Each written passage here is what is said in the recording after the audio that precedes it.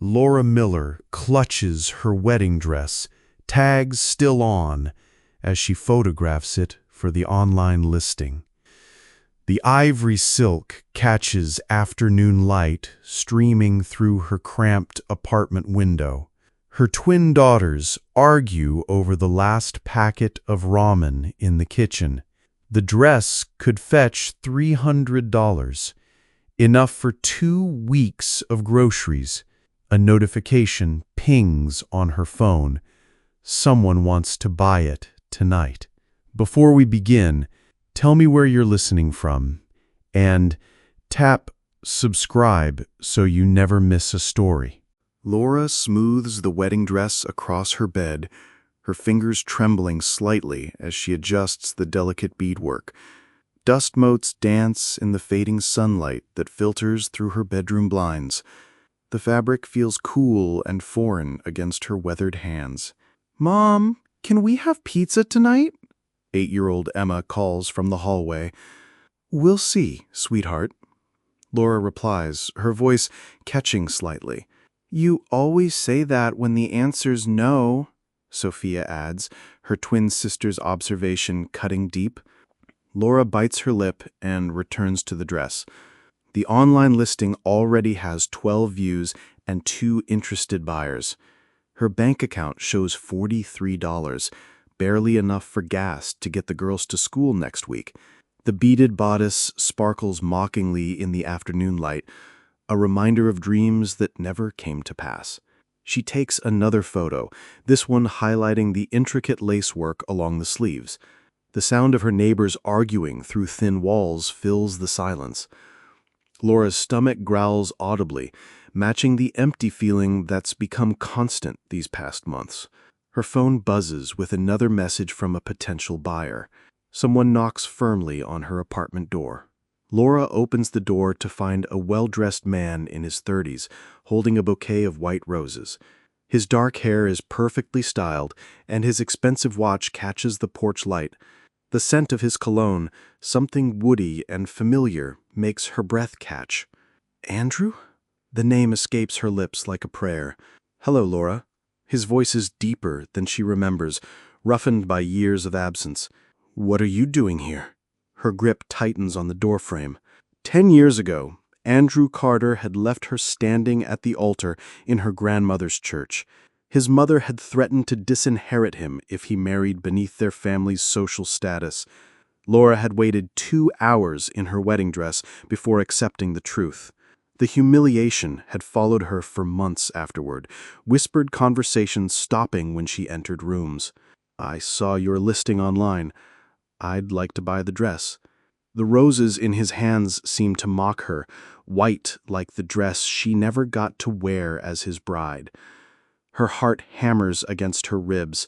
The familiar ache of old wounds threatens to surface. "You came all this way for a dress?" Andrew's expensive shoes shift on her warm welcome mat.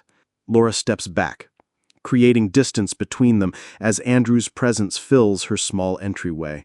The overhead light bulb flickers, casting unsteady shadows across his face. Her hands clench into fists at her sides. "You can't just show up here," she whispers harshly. "I know how this looks," Andrew says, setting the roses on her side table. "Do you? Because it looks like you're playing games." His eyes scan her modest apartment. The secondhand furniture, the girls' drawings taped to the refrigerator, the stack of unpaid bills on the counter. She watches his face change as he takes in her reality. The sound of cartoons drifts from the living room where Emma and Sophia are sprawled on the carpet. Cool evening air seeps through the still open front door. "Mom?" Emma's voice carries concern beyond her 8 years. "Everything's fine, baby," Laura calls back, though her voice shakes slightly. "Is that man staying for dinner?" Sophia appears in the doorway, studying Andrew with curious eyes. Andrew crouches to Sophia's level, his expensive suit jacket pulling tight across his shoulders. "I'm just visiting your mom about some business." Laura watches her daughter take in Andrew's polished appearance, so different from the maintenance workers and delivery drivers who usually knock on their door. Sophia's gaze moves between the stranger and her mother's tense posture. "We don't have enough food for company," Sophia states matter-of-factly. The innocent words hit like a physical blow. Her cheeks burn with embarrassment, while Andrew's face shows genuine shock. The reality of her situation, laid bare by a child's honesty, hangs heavy in the small space. "Sophia, go help your sister with homework," Laura manages. Andrew rises slowly, the envelope still clutched in his hand. Andrew steps fully into Laura's apartment, closing the door behind him with a soft click. The cramped space forces them closer together, and Laura catches another whiff of his expensive cologne mixed with the lingering scent of her morning coffee. His leather shoes look out of place on her worn carpet. "Laura, we need to talk," he says, his voice low and urgent. "About what? You made your choice 10 years ago. About us. About what happened. About why I'm really here." She notices how his eyes avoid the stack of overdue notices on her kitchen counter. The twins' laughter echoes from their bedroom, a sound that usually brings her comfort, but now feels like a reminder of everything at stake. Andrew's presence seems to shrink her already small apartment, making the peeling wallpaper and second-hand furniture feel even more shabby. "There is no us," Laura says firmly, though her voice wavers. Andrew reaches into his jacket and pulls out a thick manila envelope. "There's something you need to know about that day." The envelope looks official, important, the kind of document that changes lives.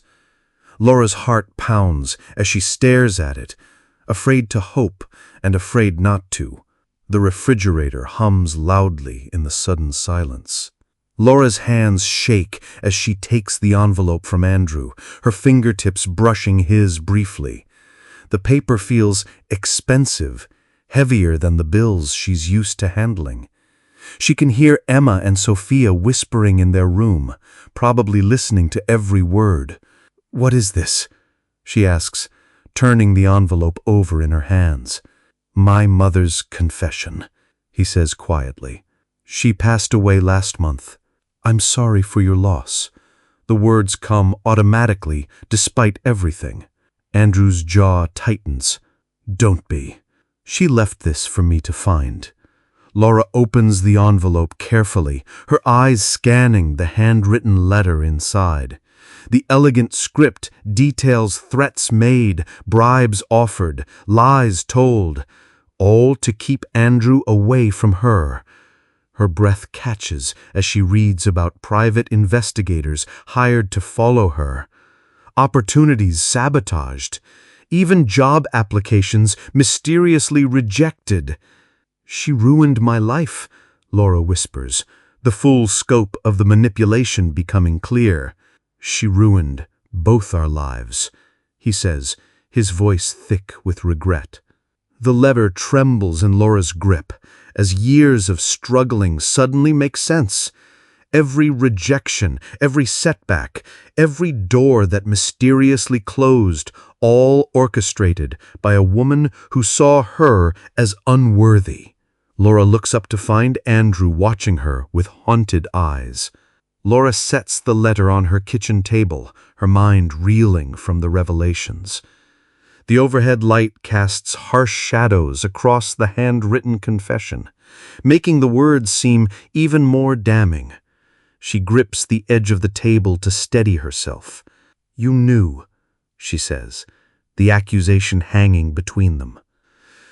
"Not everything. I suspected, but I was a coward.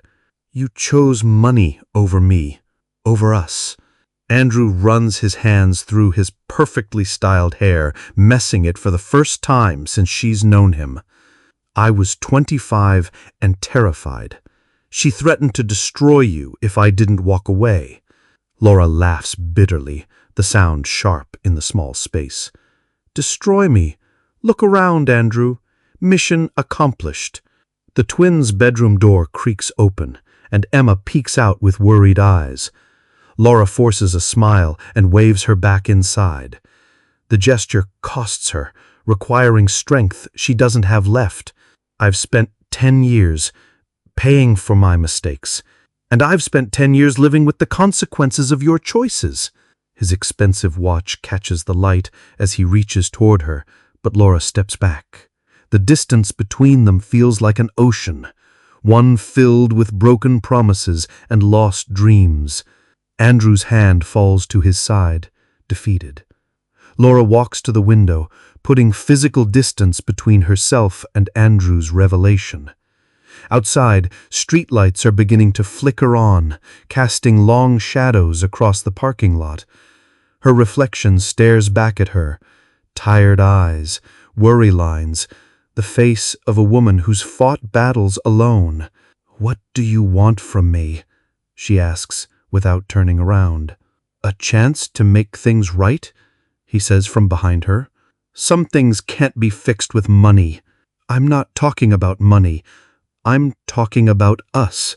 Laura turns to face him, her arms crossed protectively over her chest. "There is no us, Andrew.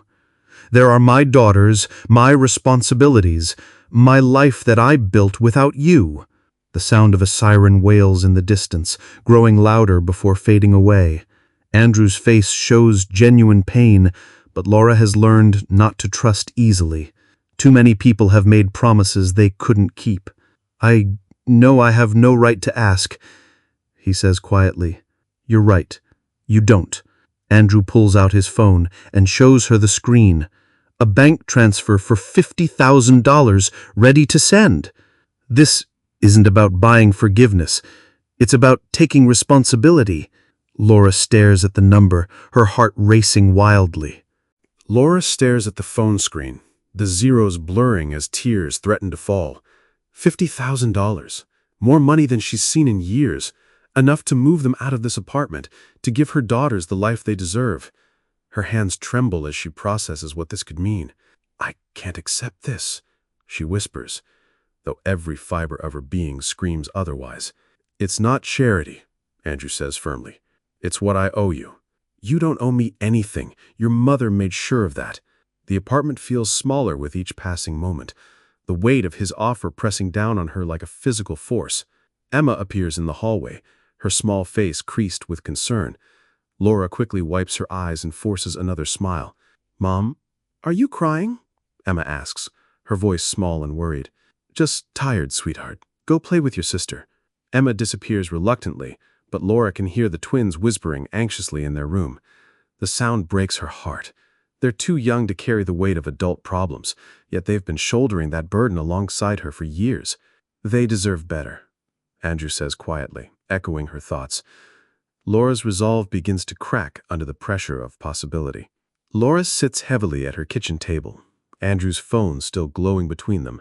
The confession letter lies beside it, physical evidence of years of manipulation and lies. She touches the corner of the paper, feeling its expensive weight. "Why now?" she asks, her voice barely above a whisper.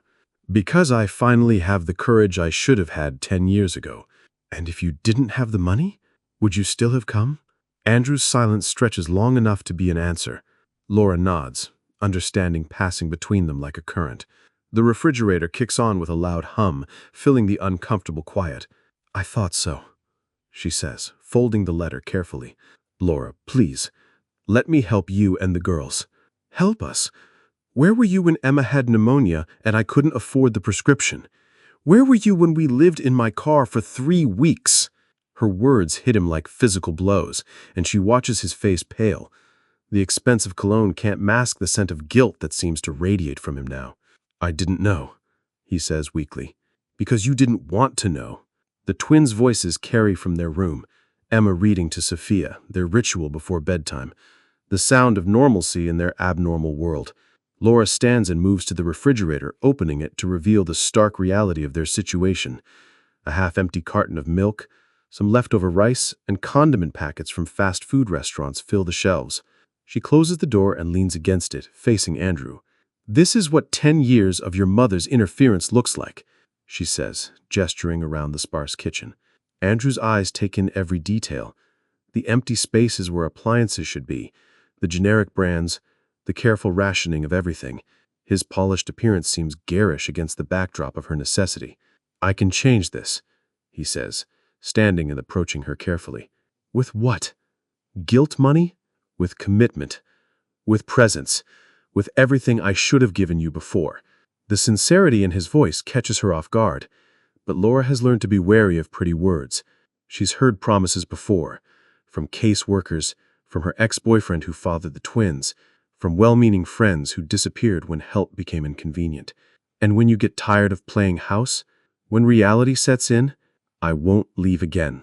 I swear to you." Laura's phone buzzes with a text message, another interested buyer for the dress. The irony is not lost on her that other people want to buy the symbol of her broken dreams, while the man who broke them offers to pay for everything else. She looks at the message, and then at Andrew.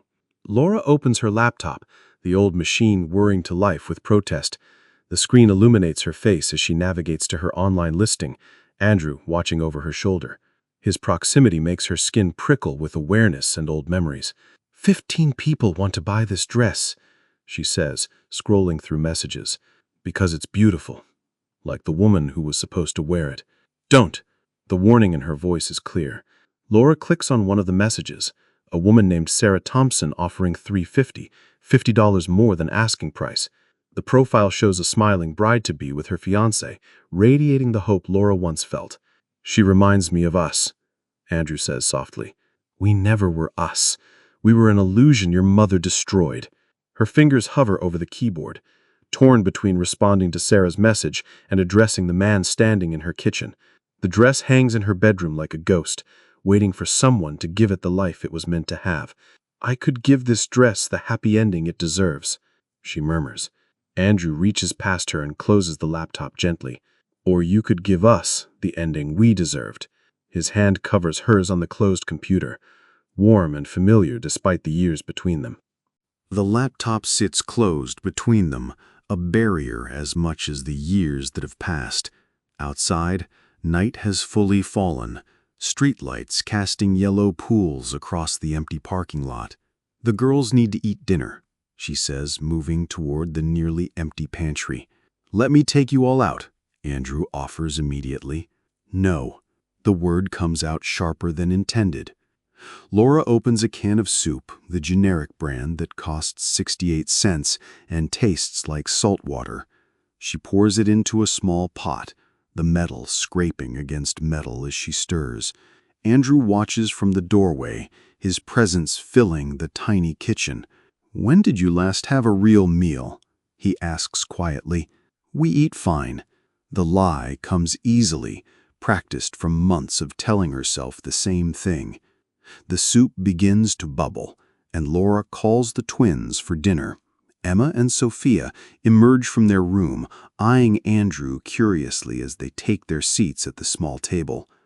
The contrast between his expensive clothes and their modest meal couldn't be starker. "Is there enough for 4? Sophia asks, always the practical one. Laura's cheeks burn with embarrassment as she divides the soup into 3 bowls. The twins eat their meager dinner while Andrew sits uncomfortably at the edge of the kitchen, clearly out of place in their world. "Are you our mom's friend?" Emma asks directly. "We used to be very close," Andrew answers carefully. "Like boyfriend-girlfriend close?" Sophia presses, always more forward than her sister. Laura nearly chokes on her soup. "Sophia, that's enough questions." Andrew meets Laura's eyes across the small space. "We were going to be married once." The twins' spoons pause mid-air as they absorb this information. Laura wants to disappear, to erase this moment where her past collides so brutally with her present reality. "What happened?" Emma asks, with 8-year-old directness. "Sometimes grown-ups make mistakes," Laura says quickly. "Big mistakes," Andrew adds, his voice heavy with regret. The twins exchange one of their wordless communications, the kind only siblings share. Laura recognizes the look, They're filing away information to discuss later when adults can't hear. "Can we have dessert?" Sophia asks, though she knows the answer. Laura's heart breaks a little more as she shakes her head. After dinner, Laura tucks the twins into their shared bed, pulling the threadbare comforter up to their chins. The room is small but cozy, filled with their drawings and a few carefully chosen toys. She kisses each forehead, breathing in their sweet, innocent scent. "Is the fancy man going to be our daddy?" Emma whispers. "No, sweetheart. He's just someone from before you were born." "He looks sad," Sophia observes with unusual wisdom. Laura smooths Sophia's hair back from her face. Sometimes adults carry sadness for a long time. When she returns to the kitchen, Andrew is washing their dinner dishes at the sink. His expensive shirt sleeves are rolled up, and soap bubbles cling to his hands. The sight of him performing such a mundane task in her humble kitchen creates an odd intimacy. "You don't have to do that," Laura says. "I want to help however I can." The dish soap is nearly empty, another item on her mental list of things to buy when money allows. Andrew seems to notice everything, cataloging the small deprivations that have become her normal. "This isn't sustainable, Laura," he says gently. "We manage." But even as she says it, exhaustion weighs down every word. Andrew turns from the sink, water dripping from his hands. Laura checks the time on her phone, 9:47 p.m. In less than 3 hours, her landlord, Mr. Baker, will arrive for the overdue rent money she doesn't have. The eviction notice tucked behind her coffee maker serves as a constant reminder of how precarious their situation has become. "I need you to leave," she says, the words scraping her throat raw. "Laura, please, we haven't finished talking. There's nothing left to say. You came, you apologized, you offered money. But some things can't be bought." Andrew's face hardens with determination rather than defeat. "I'm not giving up on us." "There is no us." The words explode from her with years of pent-up frustration and pain. The twins' bedroom door opens, and Emma appears in her pajamas, tears streaming down her face. "Why is everyone shouting?" Laura immediately drops to her knees, pulling her daughter into a fierce hug. "I'm sorry, baby. We're just having a grown-up conversation. The man with the fancy clothes made you sad," Emma observes, glaring at Andrew with protective fury. Andrew looks stricken, seeing himself through a child's eyes, the man who made their mother cry. "I should go," he says quietly, but makes no move toward the door. Outside, car doors slam shut in the parking lot. Heavy footsteps echo up the stairs outside Laura's apartment, accompanied by Mr. Baker's distinctive wheezing cough. Laura's blood turns to ice as she recognizes the sound. He's early, and she still has no rent money. Andrew notices her sudden panic, his eyes darting toward the door. "What's wrong?" he asks. "My landlord," Laura whispers, clutching Emma closer. "We're 3 weeks behind on rent." The footsteps stop directly outside her door, followed by sharp knocking that makes Emma whimper. Sophia appears in the hallway, drawn by the commotion and her mother's obvious distress. "Mrs. Miller, I know you're in there." Mr. Baker's gruff voice carries through the thin door. Laura's mind races through impossible calculations, the $50 in her account, the $300 Andrew offered for the dress, the $50,000 still displayed on his phone screen. None of it official, none of it real enough to help in the next 60 seconds. "Don't answer it," Andrew says quietly, stepping protectively closer to Laura and the girls. "I have to. If I don't, he'll start eviction proceedings tomorrow." The knocking grows more insistent, rattling the cheap door in its frame. Emma buries her face against Laura's shoulder while Sophia watches with wide, frightened eyes. Mr. Baker's voice booms again. "Rent money, or you're out Friday." Laura opens the door to face Mr. Baker's scowling face, his massive frame filling the doorway. The hallway light flickers behind him, casting shadows that make him appear even more menacing. The smell of cigarettes and cheap aftershave wafts from his clothes. "Mrs. Miller, you know why I'm here." His voice carries down the corridor. "Mr. Baker, I can explain." "No more explanations. Cash or eviction notice." Andrew steps forward, his presence immediately commanding attention. "How much does she owe?" Andrew's eyes narrow as he takes in Andrew's expensive appearance. "Who are you?" "Someone who cares about this family," Andrew replies firmly. "What's the total amount?" Laura wants to protest, to maintain what little dignity she has left, but the weight of her daughter's future presses down on her. Emma clings to her leg, while Sophia watches the adults with worried eyes.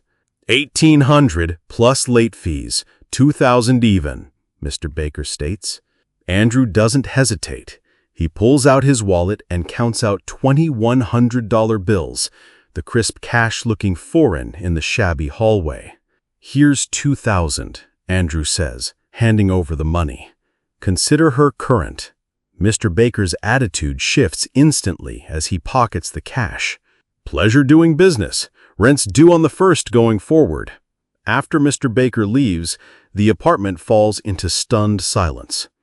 Andrew's wallet is still lying open on the counter, revealing more cash and credit cards than Laura has ever seen in one place. The twins stare at him with new understanding. This man has power their mother lacks. "You didn't have to do that," Laura says, though gratitude and humiliation war in her voice. "Yes, I did," Andrew replies simply. "They're children. They need stability." Emma approaches Andrew cautiously, her small hand reaching toward his. "Thank you for helping, Mommy." The simple gesture breaks something inside Andrew. He kneels to Emma's level, his expensive suit forgotten, as tears fill his eyes. "I should have helped her a long time ago," he says softly. Sophia joins her sister, and both twins study Andrew's face with the solemn attention children reserve for adults who matter. "Are you going to stay and take care of us?" Sophia asks. Laura holds her breath, waiting for his answer. The question hangs in the air like a prayer, dangerous in its hope. "I want to," Andrew says, looking directly at Laura. "If your mother will let me." The twins turn expectant faces toward Laura, their entire world balanced on her next words. Outside, the night sounds of their neighborhood continue.